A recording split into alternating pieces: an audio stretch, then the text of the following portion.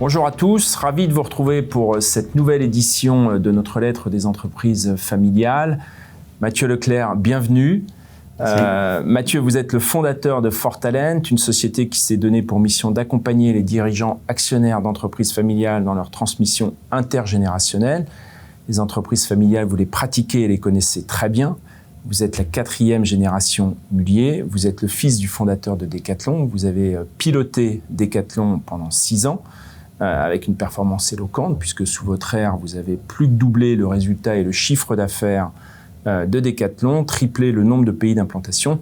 Et pour autant, à la fin du jour, les dissensions familiales ont fait que vous êtes sorti de votre mandat chez Decathlon. Première question, Mathieu, qu'est-ce qui vous a décidé, motivé, après Decathlon, à plonger dans le grand bain de l'aventure entrepreneuriale Fortalent ? Quel est votre parcours et nous éclairer sur la genèse de ce projet Fortalent? Le parcours rapidement des études commerciales, officier chez les parachutistes. Puis j'ai commencé, comme beaucoup dans les entreprises familiales, par le métier de base, chef de rayon à Decathlon en Espagne. Et je pense que je fais exprès de le noter parce que j'ai eu la chance d'être au contact des clients, des collaborateurs et des produits de base du cœur du métier de l'entreprise. Et pour moi, ça reste un fondamental. Une entreprise, c'est tourner autour de ses clients, ses collaborateurs et ses produits.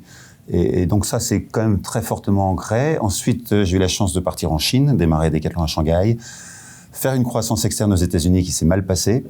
On a perdu pas loin de 100 millions de dollars et j'étais à la tête. Et donc, je suis revenu à 33, 34 ans avec la queue un peu entre les jambes. Et là, j'ai démarré une société qui s'appelle Otera, qui est un réseau de magasins de produits frais en circuit court.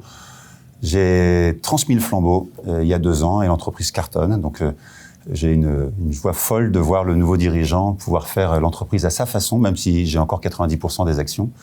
Et donc ça, j'ai expérimenté moi-même ce sujet de la transmission. Le passage de flambeau. Voilà, exactement. Et après la création d'Otera, je suis revenu, après la démission de mon frère, qui était président, ça montre un peu la complexité des transmissions, j'ai repris la présidence de Decathlon, j'ai un peu arraché la présidence de Decathlon. Mais quand on arrache un poste comme ça, même avec les performances que vous avez citées, on voit bien que on n'est pas immunisé contre ces complexités d'entreprise familiale. Et donc, j'ai été remercié par ma famille. Après ça, en 2019, j'ai lancé une petite start-up pour aider les gens à trouver leur mission de vie, mais ça n'a pas marché. Et j'ai vendu mes actions Decathlon, et donc je me suis retrouvé avec un beau patrimoine. Et j'ai décidé de mettre, j'ai eu un flash, une idée de mettre 100% de mon patrimoine au service des transmissions dans les boîtes familiales, puisque j'avais expérimenté moi-même la complexité, le manque de clarté. Et donc ça répond peut-être à la deuxième question qui est plutôt autour de ma motivation. Et ma motivation principale, c'est donner de la clarté dans ces moments charnières des entreprises familiales. Les entreprises familiales, généralement, elles performent mieux dans la durée. Elles sont plus résilientes. Mais il y a un moment charnière où c'est difficile, c'est le passage de relais. Et donc, d'une génération à l'autre, tout le monde le sait. Et nous, on a la spécificité de voir ça avec un œil de passage de flambeau, passage de flamme, passage de lame. Et donc, c'est encourager le fondateur, pas seulement à transmettre avec un pack Dutreil ou de donner le bureau, par exemple, ou les actions, mais aussi, en âme et conscience, de donner la flamme à la personne de sa famille qui va le remplacer dans son rôle de source. Et donc là-dessus, je m'appuie un peu sur les travaux de Peter Koenig, la notion de personne source. Donc ma motivation, elle tourne très fort autour de donner de la clarté pour préserver l'unité familiale et permettre à la nouvelle génération de réinventer l'entreprise. Parce qu'une entreprise familiale, ça se réinvente à chaque génération. Le groupe Petit Forestier, à qui vous avez remis le prix de l'entrepreneur de l'année, est une bonne illustration parce que ils ont démarré dans le transport d'animaux, puis après ils ont fait des camions frigorifiques, puis après la génération d'après a inventé la location de camions frigorifiques, et maintenant Léonard, c'est à son tour d'inventer, mais lui il change de paradigme avec une volonté d'être leader mondial. Et en tout cas, chaque génération réinvente l'entreprise, mais pour ça, il faut qu'elle soit autorisée, et pour ça, il faut que le dirigeant transmette. Alors, comme vous le savez, on accompagne également chez EY beaucoup les entreprises familiales dans le cadre de leur transmission. Le positionnement de Fortalent est très spécifique, très singulier. Est-ce que vous pouvez nous expliquer un petit peu cette singularité du positionnement de Fortalent aujourd'hui ? D'abord, on a une mission très claire qui est d'augmenter la réussite des passages de flambeau dans les entreprises familiales Et donc ça, c'est la mission qui anime toute l'équipe et fortement parce qu'on est au contact de ces familles, on se rend bien compte que c'est un passage difficile. Et c'est vrai que pour le moment, on l'a fait à travers du private equity. C'était pas notre cœur de métier. En fait, moi, ma volonté, c'était d'accompagner, mais j'aime bien être dans un mode conseilleur-payeur. J'aime bien avoir des clients, des familles, des gens qui sourient, qui pleurent. La singularité, je pense, de ForTalents, c'est d'être des capitaux familiaux au service de capitaux familiales, d'être une entreprise familiale au service de boîtes familiales et d'être 90% ou 95% de mon énergie, elle est mise au contact du fondateur ou du repreneur et parfois des conjoints, des frères et sœurs. On pense fortement qu'on a besoin de cette unité familiale pour que l'entreprise performe dans la durée. Sinon, il y a beaucoup de psychologie et beaucoup de sujets qui sont sous la nappe et qui viennent polluer à la fois l'esprit du transmetteur ou l'esprit du receveur. Et ça, au bout de quelques années, ça a des répercussions sur l'entreprise. Donc, la singularité de ForTalents, c'est d'être le seul au monde à faire ce qu'on fait et de le faire très bien. On a 100% de réussite sur les investissements qu'on a fait aujourd'hui. Et donc, à la fois, les entreprises vont bien et les familles qu'on accompagne vont bien. On a une chance folle, c'est d'avoir trouvé ce métier de conseilleur-payeur qui nous correspond bien et qu'on fait bien. Alors, vous êtes un intervenant majeur aujourd'hui auprès des entreprises familiales en France. Vous connaissez aussi la réticence des groupes familiaux, des dirigeants actionnaires à ouvrir leur capital à des tiers. C'est quoi les bons mots pour arriver à les convaincre ? En fait, c'est assez simple parce que, Johan, qui sont les clients des fonds d'investissement dont on parlait tout à l'heure ? Les clients des fonds d'investissement sont généralement les souscripteurs. Voilà. Et nous, nos clients sont les familles. Et donc, on arrive très facilement à se positionner quand on est au contact de la famille, et on l'est toujours. On ne laisse pas les intermédiaires faire l'interface entre nous et les familles. Si on y va, c'est qu'on est convaincu que le dirigeant a envie de transmettre, qu'il a compris pourquoi il devait transmettre. C'est pas toujours évident parce que ces dirigeants entrepreneurs, ils savent pas. Ils savent pas que ça coûte de l'argent. Et ils savent pas qu'il faut se faire accompagner. Et naturellement, ils ont tendance à rester un petit peu trop longtemps. Donc, on a trouvé ce positionnement unique qui change. C'est qu'on a une sorte de structure d'investissement, mais qui aimons et qui sommes très centrés sur nos clients, les familles. Alors, votre parcours parle également pour vous, sans doute, dans les échanges que vous pouvez avoir avec les dirigeants actionnaires. Vous avez écrit un livre blanc qui permet aussi de trouver les clés sur le passage de flambeau, sans trop en dévoiler. Quels sont, selon vous, avec le recul, les 3 conseils que vous donneriez à des dirigeants actionnaires qui auraient cette envie de transmettre dans les années à venir ? Alors, pour moi, c'est assez simple et merci parce que j'avais eu le temps de réfléchir un peu à cette question.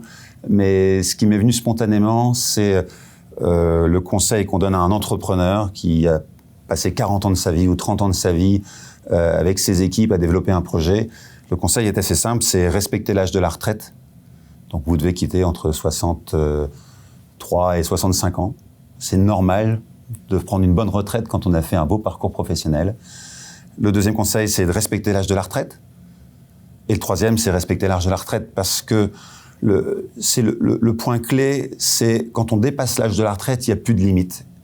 Et on fait passer un message très fort, c'est qu'on n'a pas confiance dans la génération d'après. Or, la génération d'après a entre 35 et 45 ans, c'est l'âge, généralement, qu'avait l'entrepreneur quand il a démarré lui-même, et quand il a pris des risques, quand il s'est adapté à un marché, quand il a trouvé une vision qui a apporté quelque chose au marché.